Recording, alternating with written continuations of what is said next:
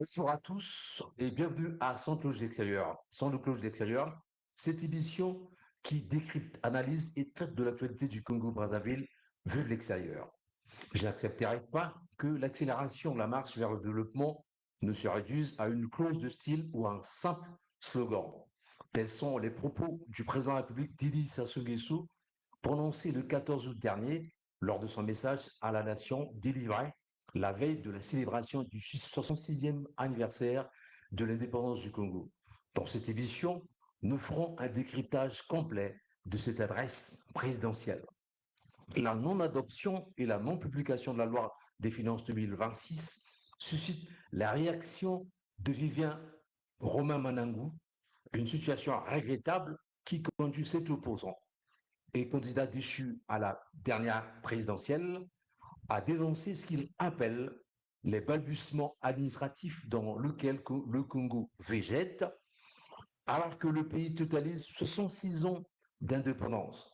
Dans cette émission, il sera bien évidemment question de scruter la quintessence des propos du leader de la dynamique des mécontents. Voilà donc pour la trame de cette émission. Une fois de plus, bonjour et bienvenue à tous. Ouvrons cette émission par l'actualité du président de la République, Denis Sassou Nguesso, dominée essentiellement par l'intense activité qu'il a eue ces derniers jours, bien évidemment, d'avant la célébration du 66e anniversaire de l'indépendance du Congo. Première étape, Igné, où le président de la République, Denis Sassou Nguesso, a procédé au lancement de la mise en marche, de la mise en service, allais-je dire, du poste transformateur électrique. Pour le ministre du Développement industriel des zones économiques et spéciales, des zones économiques spéciales et de la promotion du secteur privé, public-privé, Michel Njombo. Et cet événement marque la mise en mouvement d'un outil de production, le passage de l'infrastructure à l'activité, de l'investissement à la production, de la vision d'un homme à sa concrétisation. C'est concrètement une étape supplémentaire de l'accélération de la marche vers le développement. Ce projet de société que le président de la République, Denis Sassou Nguesso, a mis au cœur de sa vision pour le Congo, affirme-t-il. Accélérer la marche vers le développement, pense Michel Njumbo, c'est faire en sorte que les infrastructures construites deviennent des infrastructures produites. Que l'énergie disponible alimente des usines, que les usines créent des emplois, que les ressources du Congo soient davantage transformées sur le territoire congolais et que l'agriculture congolaise dispose de moyens techniques industriels nécessaires à sa modernisation. Accélérer, pense-t-il, c'est raccourcir la distance entre les ambitions du Congo et leur réalisation concrète, renchérit-il.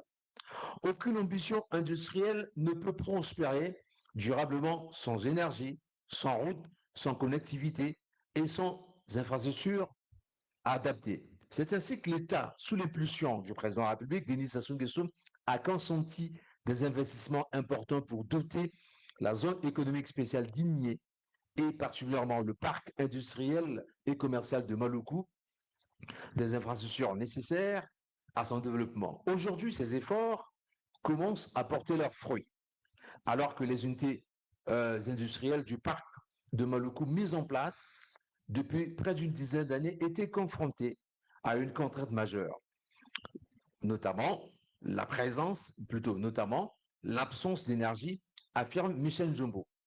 La mise en service de ce poste transformateur ainsi que de la ligne de distribution d'énergie apporte une réponse structurante à cette contrainte.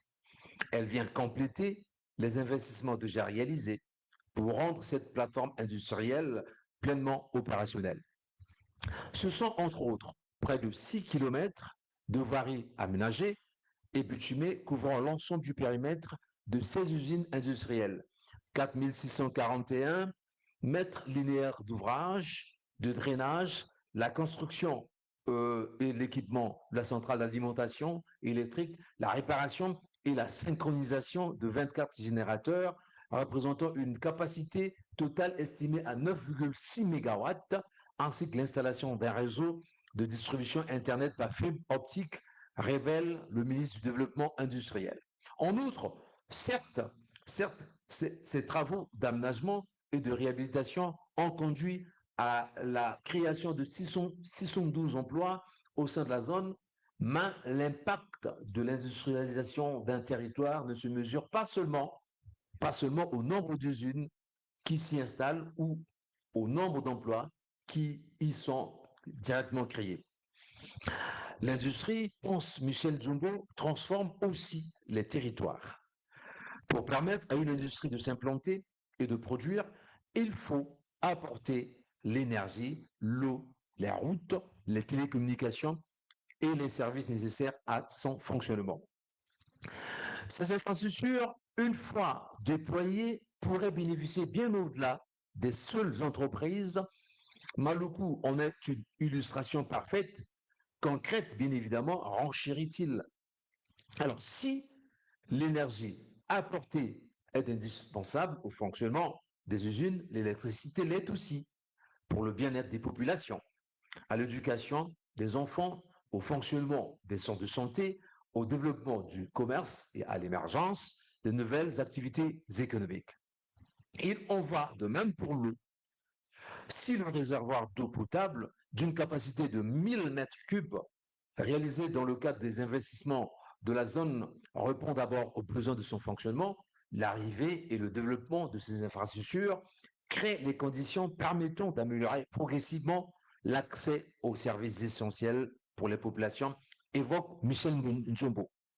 Alors, pour Michel Njombo, une zone industrielle ne devrait pas être une enclave.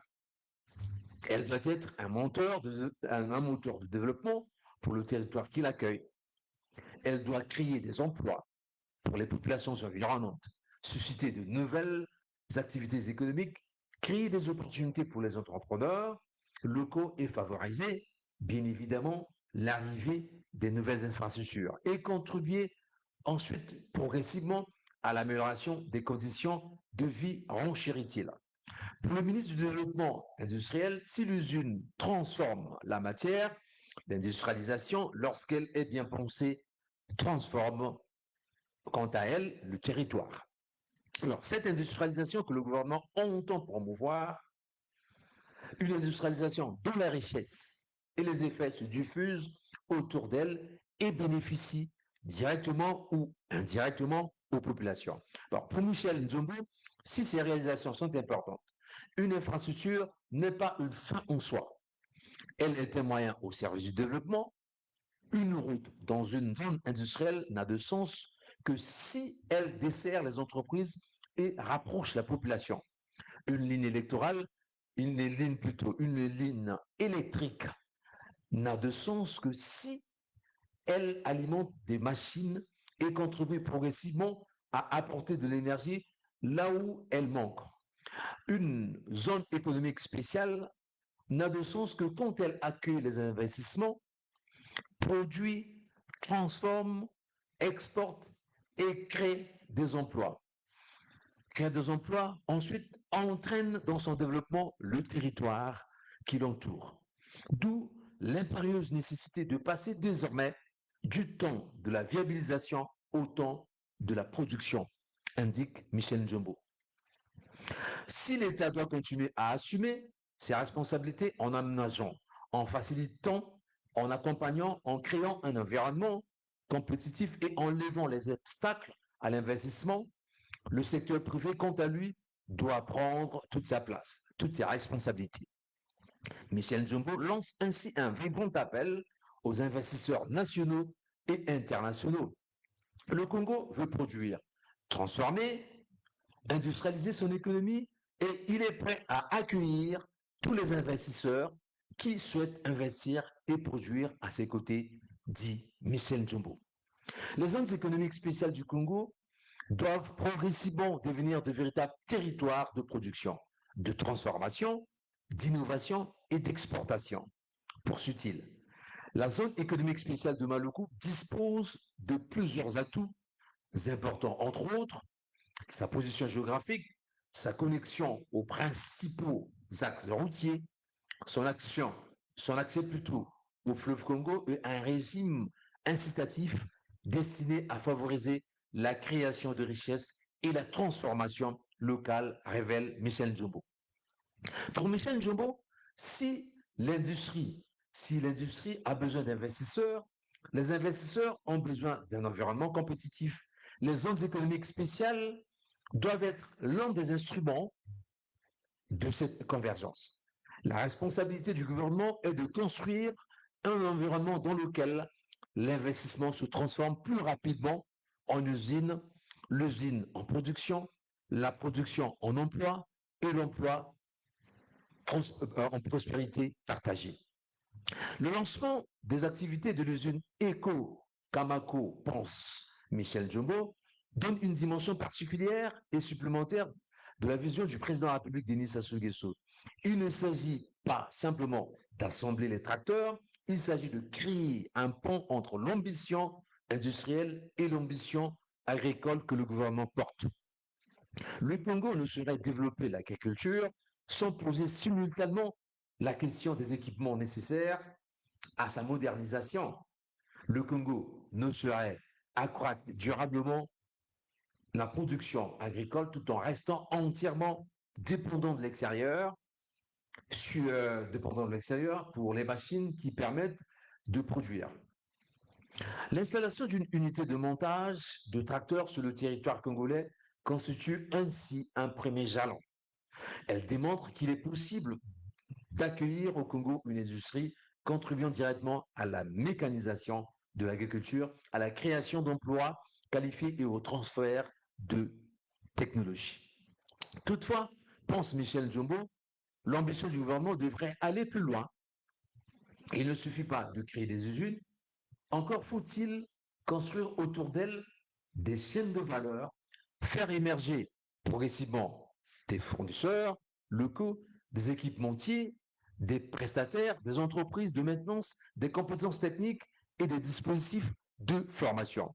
Aussi, chaque fois que les conditions économiques le permettent, le gouvernement entend-il faire progresser l'intégration locale afin qu'une part croissante de la valeur créée par ces activités demeure dans l'économie congolaise, de sorte que l'usine cesse d'être une unité isolée pour devenir le point de départ d'un écosystème industriel.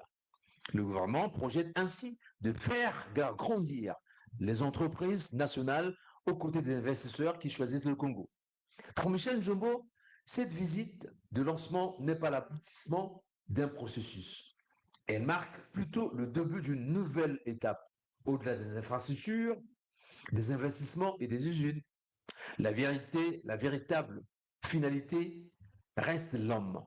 Industrialiser pour créer des emplois, ouvrir des perspectives aux jeunes, faire grandir les entreprises, transformer les ressources sur le territoire congolais, apporter de nouvelles infrastructures, renforcer la souveraineté économique du Congo et améliorer concrètement les conditions de vie des Congolais. L'ambition du gouvernement est celle d'un Congo qui transforme davantage ses produits, qui produit davantage ce qu'il consomme, qui développe ses exportations, qui fait grandir ses entreprises et qui offre davantage d'opportunités à sa jeunesse. Produire, transformer, créer de valeur et d'emplois davantage au Congo, telle est la mission du gouvernement. Cette première usine de montage de tracteurs, estime Michel Jumbo, devrait annoncer l'émergence d'une nouvelle génération d'infrastructures sur le territoire congolais. Aussi, plutôt autre temps fort de cet événement, l'allocution de Bruno Jean-Richard Ritoire, le ministre de l'Énergie et de l'Hydraulique. Pour Bruno Jean-Richard Ritoire, la mise en service de la ligne moyenne tension double terme destiné à alimenter la zone industrielle de Maluku ainsi que la localité de Mandélé et ses environs s'inscrit dans le cadre de la vision éclairée, ambitieuse, constante et forte que le président de la République, Denis Sassou Nguesso, porte et incarne année après année, mandat après mandat, renouvelé par la confiance que le peuple congolais lui porte. Confiance pour le véritable sacerdoce auquel Denis Sassou Nguesso a choisi de consacrer sa vie pour le développement économique et social du Congo et l'amélioration du bien-être des populations congolaises. L'acte posé a une double portée. Pense Jean pense Itois, Jean-Charles Bruno Itois. Il est le début de l'aboutissement programmé de la ferme volonté du président de la République de réaliser le développement industriel du Congo. Cet acte, pense le ministre Jean-Richard Bruno Itois, en son sein également une forte portée sociale. Apporter de l'électricité aux populations est synonyme d'amélioration de leur accès aux services sociaux de base, dont la santé et l'éducation. Synonyme d'amélioration à l'accès à la modernité, le téléphone, la télévision, le numérique. Alors, cet état, plutôt cet acte est en réalité synonyme d'amélioration de la vie sociale, a dit Bruno Jean-Richard Itois. Pour le ministre de l'Énergie et de l'Hydraulique, il n'y aura pas d'accélération de la marche vers le développement sans une accélération concomitante, voire préalable, de l'accès des acteurs économiques à une énergie fiable, de qualité, pérenne et permanente, accessible, compatible avec les ambitions de croissance économique et durable. L'acte posé, pense Bruno Jean-Richard Itois, est un signal de très haute portée envoyé aux investisseurs présents, actuels, potentiels et futurs. Apporter de l'énergie stable et continue aux usines du parc industriel de Maluku constitue la garantie d'une production sans interruption pour ces usines, une garantie de compétitivité pour leur production et pour leur parc industriel de Maluku, un atout, une amélioration certaine de son activité. Autre activité du président de la République, l'inauguration du centre d'insertion et de réinsertion sociale des jeunes d'Aubéville au grand bonheur de Marcel Ganongo, préfet du département de la Bouinza. Pour Marcel Ganongo, ce centre totalement restauré pour l'insertion et la réinsertion des jeunes en conflit avec la loi traduit l'engagement permanent du président de la République, Denis Sassou Nguesso, à garantir à la jeunesse congolaise un avenir durable, fondé sur la formation, l'emploi, libéré de tout comportement déviant. Avec ce nouveau départ donné à la jeunesse congolaise, l'espoir est durablement permis. La jeunesse étant la cheville ouvrière du développement, indique le préfet de la Bouinza. S'adressant à la jeunesse, Marcel Ganongo paraphrase le président de la République dans son message prononcé le 14 août 2009. De votre comportement, votre intelligence et votre effort, vous engendrerez ce nouveau Congo. Havre de paix et de prospérité pour tous. Mais alors, pour qu'il en soit ainsi, changez donc de mentalité, adoptez des comportements nouveaux et dignes. Implanté sur l'axe Madingu-Bokosungu, à proximité des villes Mboma et Kibunga, dans le département de la Bonza, sur une superficie de 3 hectares, le centre d'insertion et de réinsertion sociale des jeunes de Beauville a été conçu spécialement pour accueillir, encadrer, former et accompagner les jeunes vers une réinsertion sociale et professionnelle durable, a dit Séraphin Hilaire Okoko, le chef du dit centre. Ce centre dispose d'un bloc administratif, d'un amphithéâtre, d'une capacité de 250 places, 2 salles de formation et d'enseignement, de 4 dortoirs d'une capacité de 500 places, arrimés à une cuisine moderne, de 2 chambres froides, d'un centre de santé intégré, équipé de matériel moderne, ouvert aux populations environnantes, et faisant désormais partie du district sanitaire de la Bouinza, d'un centre de désintoxication à vocation nationale et sous-régionale. Le premier du genre au Congo et probablement dans la sous-région, bien évidemment. Par ailleurs, le fonctionnement de ce centre repose sur une équipe spécialisée et multidimensionnelle et multidisciplinaire, allais-je dire, des professionnels qui y travaillent ont bénéficié d'une formation spécialisée en addictologie, dispensée en collaboration avec la Société tunisienne d'addictologie. Ils disposent d'un plateau technique adapté à la prise en charge des addictions, de matériel, de mesures, des paramètres vitaux, des outils d'évaluation de la dépendance, des supports d'éducation thérapeutique, des outils de suivi, de sévrage en matière de dépistage, toxicologiques. Ce centre dispose d'un dispositif de dépistage toxicologique et des substances psychoactives permettant de rechercher différentes familles de substances selon les indications cliniques. Les dépistages peuvent notamment concerner le cannabis, les méthadones, les bétonorphines et d'autres substances selon les capacités analytiques des laboratoires. Ce centre de désintoxication est organisé autour de 32 lits répartis en 3 unités complémentaires, une unité d'urgence et de stabilisation clinique, d'une capacité d'accueil de 10 lits, une unité de rémission clinique, d'accueil de 10 lits et une unité de soins résidentiels et de consolidation biopsychologique d'une capacité d'accueil de 12 lits, soit une capacité globale de 32 lits. En outre, le modèle de prise en charge sur le principe stabiliser, restaurer, consolider et réinsérer. Pour Séraphin Hilaire Okoko, les grandes actions entreprises par les hommes portent souvent et presque toujours le sceau du destin. Ce destin qui a élu nos vies à toucher de son aile, le centre de santé intégré et le centre de désintoxication qui viennent de recevoir 2 ambulances. Un don de la Fondation Edith Lucie Bongo indique le chef de ces établissements publics. Ces 2 ambulances constituent un apport précieux pour renforcer notre capacité à assurer le transport et la prise en charge rapide des personnes nécessitant des soins médicaux, particulièrement dans les situations d'urgence, Martel, Séraphin, Hilaire Okoko. Le centre d'insertion et de réinsertion sociale des jeunes d'Aubéville compte en outre des installations sportives, des ateliers destinés à développer des compétences morales, 2 groupes électrogènes, l'assurance en approvisionnement électrique, un champ solaire qui vient en complément de l'énergie électrique. S'agissant de l'approvisionnement en eau, le centre est alimenté à partir d'une source naturelle dont l'eau est traitée au moyen d'un dispositif dédié au traitement et à l'adduction. Alors, cette installation permet de répondre aux besoins essentiels du centre et constitue un acquis important pour assurer de bonnes conditions de vie et d'accueil.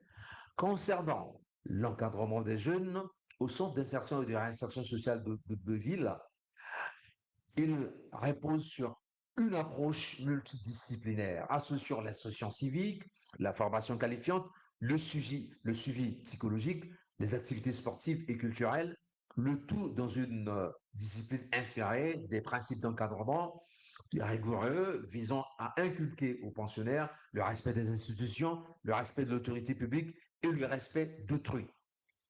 La conduite des processus pédagogiques se déroule en 3 phases, entre autres la première phase qui est une phase éducative.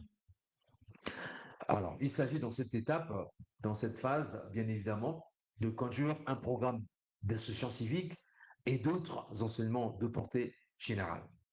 Ce programme devrait s'accompagner d'un rythme de travail journalier, fait de réveil et de sport matinal, lever de couleur avec exécution de l'hymne national, instruction en salle, entretien du lieu d'internement et de ses alentours, corvées diverses en alternance avec les loisirs et les repas. Les enseignements qui y sont dispensés concernent notamment l'école de cohésion, l'éducation civique, morale, pour la paix, l'éducation au changement de mentalité, l'éducation aux droits de l'homme et la citoyenneté, l'éducation à la santé et au bien-être, les techniques d'expression en français, lingala et kituba, le sécurisme, l'initiation à la mathématique élémentaire, l'initiation à l'entrepreneuriat, l'éducation physique et sportive. Véritable étape de formatage des esprits, cette phase devrait se passer en régime de quarantaine, sans contact probant avec le monde extérieur. Alors, les sorties, si elles ont lieu, devraient être programmées, encadrées en groupe pour un but commun, avec un retour toujours groupé au lieu de stationnement. Alors, une phase qui devrait produire le changement, qui préparera ces jeunes à aborder dans un élan de renouveau la deuxième phase. Une deuxième phase dite pré-intégrative concernant, bien évidemment, les formations qualifiantes censées favoriser leur autonomisation et leur insertion dans le monde du travail. Cette phase devrait durer 6 à 8 mois en fonction de filière. Pour dispenser ces formations, le centre dispose d'une unité de menuiserie, d'une unité de boulangerie, pâtisserie, d'une unité de soudure, d'une unité agricole, pastorale, toutes à vocation pédagogique. Alors, ces formations professionnelles sont dispensées pour l'essentiel à des maîtres artisans, par des maîtres artisans identifiés et sélectionnés dans le département de la Brunza. Alors, les formations d'ordre général sont dispensées par des enseignants d'expérience identifiés également dans le département de la Brunza. Les formations relatives au changement des mentalités, quant à elles, sont dispensées par un groupe d'officiers formés en Corée du Sud dans les institutions spécialisées dans les changements de mentalité. Alors, la troisième phase, dite intégrative ou productive, est celle de l'arrimage du processus de formation à des structures pour absorber certains jeunes formés dans des activités de production. Elle sera couplée à des formations scientifiques spécifiques touchant la création des coopératives, l'apprentissage de la création et la gestion des micro-entreprises. Alors, des techniques de recherche, des financements et la gestion des projets. La durée active au centre s'étend en moyenne sur 13 mois. Ce centre est un véritable instrument de lutte contre la délinquance juvénile, la récidive, le décrochage scolaire et le chômage des jeunes, a conclu Séraphin Hilaire Okoko. Alors, depuis de nombreuses années, le Congo est aux prises au lancinant problème de la délinquance juvénile qui, sous plusieurs déclinaisons, mine dangereusement une frange de la jeunesse congolaise. Ce fléau d'essence nationale qui nourrit également des ramifications transfrontalières est alimenté notamment par le décrochage scolaire précoce, la désocialisation, la déscolarisation, l'abandon du toit familial et l'addiction des jeunes aux substances narcotiques. Les effets néfastes de ces mots sur la santé, le milieu scolaire, la cohésion familiale et la quiétude de la communauté congolaise interpellent le gouvernement au quotidien avec l'acuité, a dit en substance Hugues Ngwelondele. Pour le ministre de la Jeunesse et de l'Éducation civique, face à ce tableau peu relisant, la réponse de l'État, axée exclusivement sur l'action sécuritaire et judiciaire, se révèle insuffisante. Conscient de cette réalité, le gouvernement a résolument opté pour une approche nouvelle et complémentaire. Celle-ci vise désormais, dans les centres spécialisés, à soigner, éduquer et réinsérer durablement ces jeunes. Alors, pour assurer la coordination de ces différents centres, une agence nationale d'insertion et de réinsertion des jeunes a été mise en place.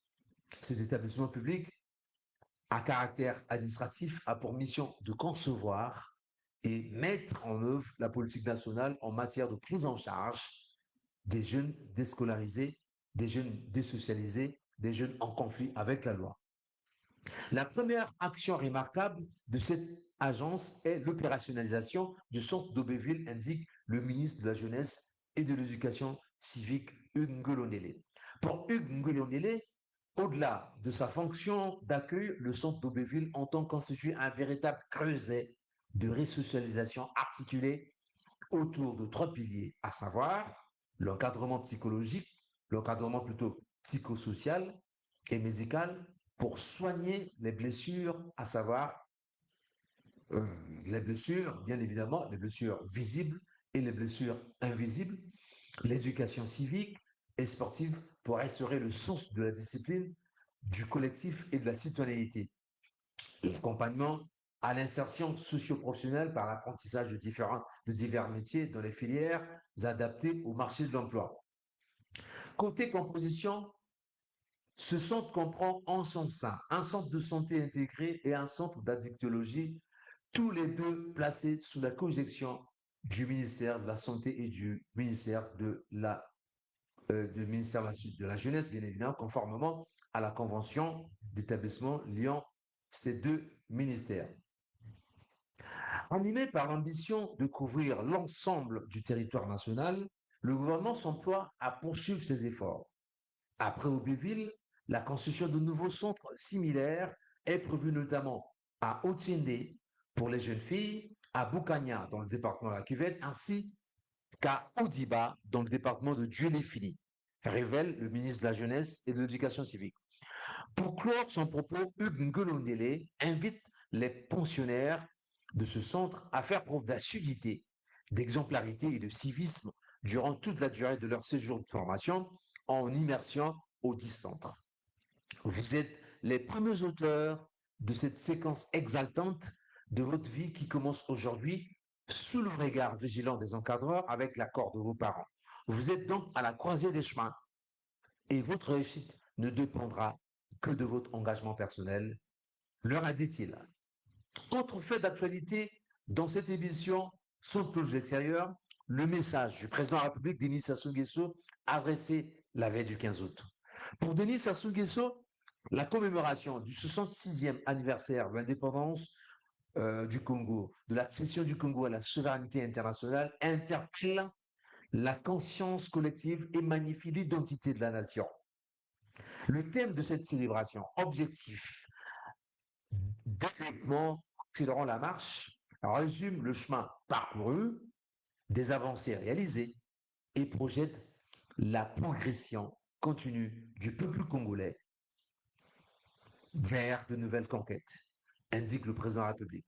La matérialisation de cette directive procède des conditions permissives telles que l'affirmation de la volonté politique, la primauté de la bonne gouvernance, la mobilisation de la ressource appropriée, renchérit-il.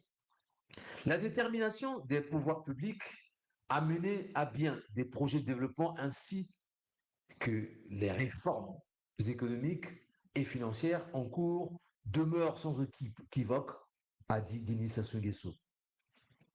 À ce propos, le président de la République salue la résilience dont fait preuve le peuple congolais, un peuple qui assume son destin avec optimisme et confiance. Par ailleurs, Denis Sassou Nguesso rappelle que la mise en œuvre du projet de société accélérant la marche vers le développement requiert la mobilisation de ressources conséquentes, d'où l'impérieuse nécessité d'explorer l'environnement économique et financier de l'appareil étatique. Pour ce faire, il faut compter sur ses propres forces, précise le président de la République. Denis Sassou Nguesso a la ferme conviction que l'accélération de la numérisation des secteurs d'activité porteurs tels les douanes, les ports, les impôts, le foncier peut annihiler l'évasion de recettes publiques, procurer suffisamment de ressources pour couvrir les charges de fonctionnement de l'État et soutenir l'effort de développement. Pour le président de la République, le budget de l'État exercice 2027 devrait être dans son orientation et son élaboration un test cardinal pour l'ingéniosité gouvernementale. En outre, la grande mobilisation du peuple lors de l'élection présidentielle devrait être perçue comme une promesse fondée sur la conviction et l'optimisme de la satisfaction espérée de ses attentes. Alors, dans ce sens, le peuple dit avoir pleinement et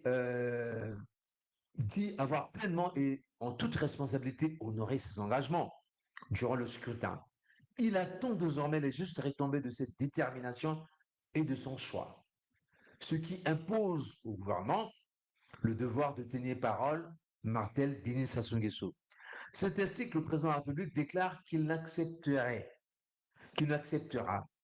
pas que l'accélération de la marche vers le développement ne se réduise qu'à une clause de style ou à un simple slogan. Denis Sassou Nguesso pense ainsi que accélérer, c'est aller raisonnablement le plus vite possible, après avoir euh, lancé solennellement l'exemption de visa d'entrée pour les ressortissants des pays africains désireux de séjourner et de résider en République du Congo, le président de la République enjoint le gouvernement à prendre des mesures diligentes toutes les dispositions nécessaires pour la stricte application de cette mesure afin que ces proclamations panafricanistes ne sombrent pas dans la pure et simple incantation. Chers téléspectateurs, son de cloche de l'extérieur, c'est l'équilibre de l'information. Son de cloche de l'extérieur, je ne dirai jamais assez, c'est l'équilibre de l'information, c'est l'acceptation de la différence. Son de cloche de l'extérieur, c'est aussi la diversité des opinions, la promotion de la démocratie. Après l'actualité du gouvernement, place à présent aux nouvelles de l'opposition. Démarrons cette page consacrée à l'actualité de l'opposition congolaise par Vivien Manangou, un des candidats déchus de la dernière présidentielle, leader du mouvement Les Mécontents, qui s'est exprimé récemment à travers une vidéo publiée sur son compte Facebook à l'orée de la célébration de la fête nationale consacrant le 66 ans d'indépendance du Congo. Cet opposant a tablé notamment sur les balbutiements administratifs dans lesquels le Congo se trouve encore plongé 66 ans après l'indépendance. Alors, pour Vivien Romain Manangou, l'État congolais, dans son organisation administrative, ne reflète pas ces 66 ans d'indépendance. Pour étayer son argumentaire, le leader des mécontents s'appuie notamment sur l'intervention le 7 août dernier du sénateur Epouma lors de la séance des questions orales au gouvernement au Sénat, au cours de laquelle il interrogeait, ce sénateur bien évidemment interrogeait le premier ministre congolais Anatole Kouliné Makosso sur la non-publication dans le journal officiel de la loi des finances adoptée en décembre 2025. Pourquoi la loi des finances n'était-elle pas publiée dans le gouvernement officiel? Non. Pourquoi la loi de finances n'était-elle pas plutôt publiée dans le journal officiel? Telle fut la question. Le Premier ministre a répondu en arguant que l'on procédait encore à des vérifications de chiffres et cette vérification expliquait ce grand retard et que aussitôt ces vérifications terminées, la loi des finances devrait être publiée. Comme enseignement tiré, premièrement, Vivien Romain Manangou indique que la loi des finances n'est donc toujours pas publiée. Si la loi n'est toujours pas publiée dans le journal officiel, ça laisse entendre que jusqu'aujourd'hui, qu'il n'y a pas de loi de finances. Pourquoi s'interroge-t-il? Une loi, c'est trois critères matériels. Première chose, une loi, c'est un acte du Parlement. La loi doit être adoptée par le Parlement. Deuxième chose, la loi doit être promulguée par le président de la République. Troisième critère matériel, la loi doit être publiée dans le journal officiel. Ces trois critères sont cumulatifs. Autrement dit, une loi doit revêtir ces trois éléments indispensables. Si un de ces éléments venait à manquer, la loi ne serait plus la loi, révèle Vivien Manangou, Vivien Romain Manangou. Ça veut donc dire qu'aujourd'hui, la loi des finances n'existe pas parce qu'il manque un de ces éléments cités, pardon, un de ces éléments cités pour être reconnu comme étant une loi. Les seules exceptions qui sont prévues par la Constitution pour la non-publication de la loi ne relèvent non pas du gouvernement, mais du président de la République, selon l'article 85 de la Constitution congolaise qui prévoit que le président de la République sollicite une seconde délibération. En d'autres termes, lorsque la loi est adoptée par le Parlement a l'obligation de transmettre dans les 15 jours la loi au président de la République qui, évidemment, dans la foulée, promulgue la loi. Le président, à ce moment-là, a trois possibilités. Soit il promulgue la loi et la loi suit son cours jusqu'à la publication dans le journal officiel, soit le président ne promulgue pas. Auquel cas, il demande une seconde délibération au Parlement. La seconde délibération ne pouvant lui être refusée une fois la loi délibérée, bien évidemment. À ce moment-là, le président promulgue. Troisième possibilité, le président saisit la Cour constitutionnelle pour faire constater la conformité de la loi votée au juge de la Cour constitutionnelle. Le cas échéant, si le président de la République ne fait rien, la Cour constitutionnelle vérifie que la loi est évidemment constitutionnelle ou pas, et après la loi doit être promulguée, puis publiée au journal officiel. Dans ces conditions, l'opposant Vivien Romain Manangou réalise que le cas décrit par le Premier ministre Anatole Koliné-Makosso n'existe plus, n'existe pas. Nul ne sait pourquoi, 8 mois après, la loi des finances n'est toujours pas publiée. Quelles en sont les conséquences? Pour Vivien Romain Manangou, cet opposant, une loi des finances est une autorisation permanente, est une autorisation parlementaire que les députés et les sénateurs congolais accordent au gouvernement lui permettant de prélever des impôts, de recouvrer des recettes et les dépenser. La loi des finances, c'est donc un acte d'autorisation. Si cet acte d'autorisation n'est pas publié au journal officiel, qu'est-ce qui donne au gouvernement le pouvoir de prélever de recettes, de recouvrer les impôts des Congolais et de les dépenser? D'où tient-il ce pouvoir? S'interroge l'opposant Vivien Romain Manangou.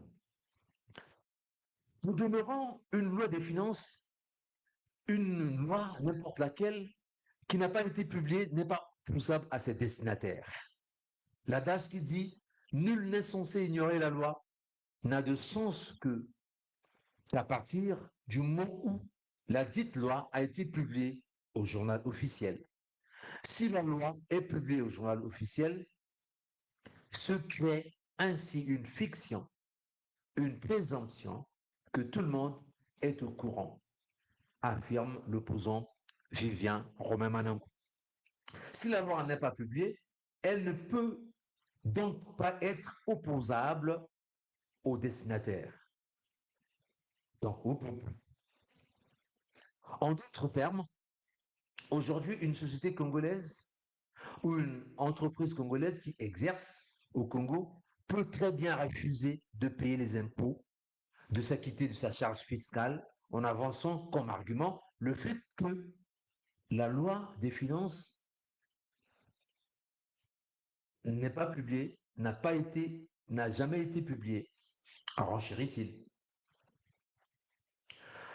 Comment peut-on imaginer que 8 mois après, alors même qu'une loi des finances rectificative a été adoptée, que le gouvernement en soit encore à vérifier les chiffres qui, au demeurant, étaient passés par toute la procédure administrative et parlementaire, s'interroge l'opposant Vivien Romain Manungou.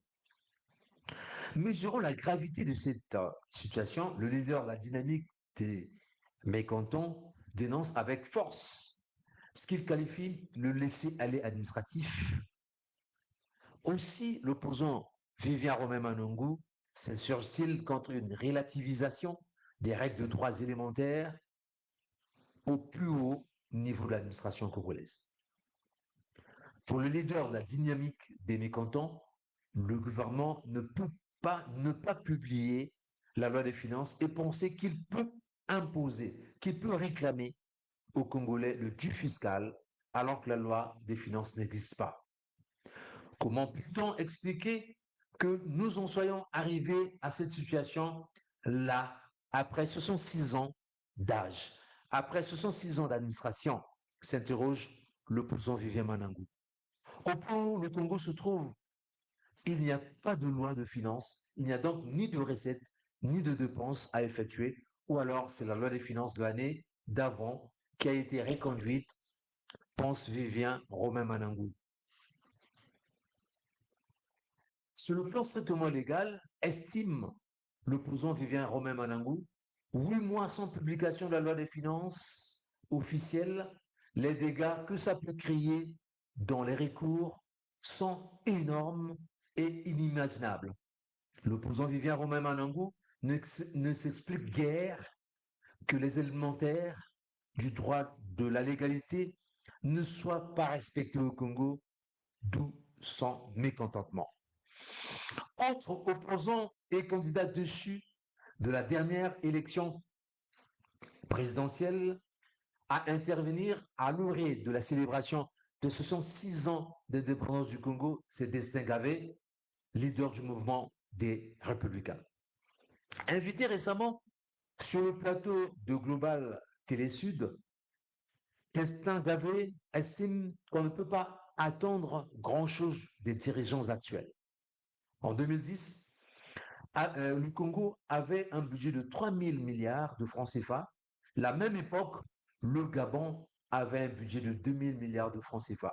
16 ans plus tard, le Congo a toujours un budget en régression bien évidemment, 2 500 milliards, alors que le Gabon, à côté, a aujourd'hui à plus de 7 milliards de budget annuel. Ce qui veut dire que les autres essaient de transformer leur économie, alors que le Congo recule au lieu d'avancer, indique l'opposant Destin Gavé. Les populations peinent, les entrepreneurs se débrouillent. Si le gouvernement n'arrive pas à fournir de l'électricité aux ménages, à peu forte raison,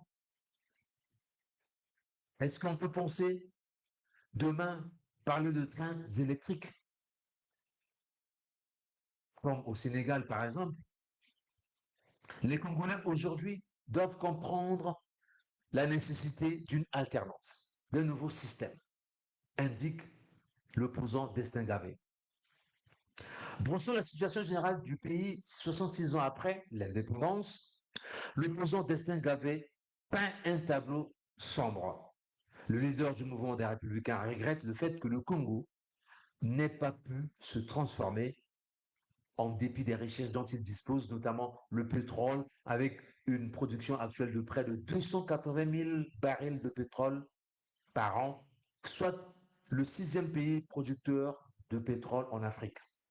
Alors que les autres pays ont utilisé la manne pétrolière pour garantir leur vie, leur stabilité, une décence à la population, à l'instar de deux pareils, la Norvège, la Libye, sous Kadhafi, l'Angola. Au Congo, pense Destin Gavé, l'opposant Destin Gavé, c'est la malédiction de l'or noir. C'est la malédiction du pétrole. Les gouvernants ont tué le pays. La santé. Tous les hôpitaux du pays sont en grève aujourd'hui, ou presque. Le cumul de plusieurs dizaines de mois d'arrêt de salaire par certains fonctionnaires, l'état catastrophique des routes, le chômage endémique des jeunes, la médiocrité des salaires de la fonction publique, l'inflation. 66 ans après, le Congo, affirme l'opposant Destin Gavé, est dans le gouffre, la misère, le désarroi total. C'est catastrophique pour un pays qui a autant de ressources naturelles, pense l'opposant Destin Gavé. 66 ans après, les problèmes de santé, d'électricité et d'eau sont encore récurrents. Les détournements des deniers publics, la corruption dans les administrations, le tableau est négatif. Destin Gavé regrette tout ce temps que le Congo a perdu. Ce temps qui pouvait permettre au pays de rivaliser avec les autres nations qui n'ont peut-être pas les mêmes ressources que le Congo. L'opposant Gavé n'imagine pas que 66 ans après qu'au Congo, pays producteur pays producteur de pétrole, bien évidemment, le litre d'essence est vendu à 775 francs CFA, alors qu'en Angola, où le pétrole est aussi vendu, le litre d'essence est vendu à 250 francs CFA. Le coût de la vie, pense-t-il, est insoutenable aujourd'hui. Les Congolais vivent dans la précarité, dans la misère. C'est un pays aujourd'hui qui est dirigé par une élite corrompue, C'est à la limite une mafia, un cartel. On peut aujourd'hui se réjouir de cette indépendance 66 ans après, parce que le bilan est largement négatif, morose, tueux et fade, malgré quelques avancées. C'est par cette page consacrée à l'actualité de l'opposition congolaise que nous refermons complètement ce nouveau numéro de Son de cloche d'extérieur. Son de cloche d'extérieur, cette émission qui décrypte, analyse et traite de l'actualité du Congo-Brazzaville. Merci de l'avoir suivi. On se retrouve au prochain numéro. Salut.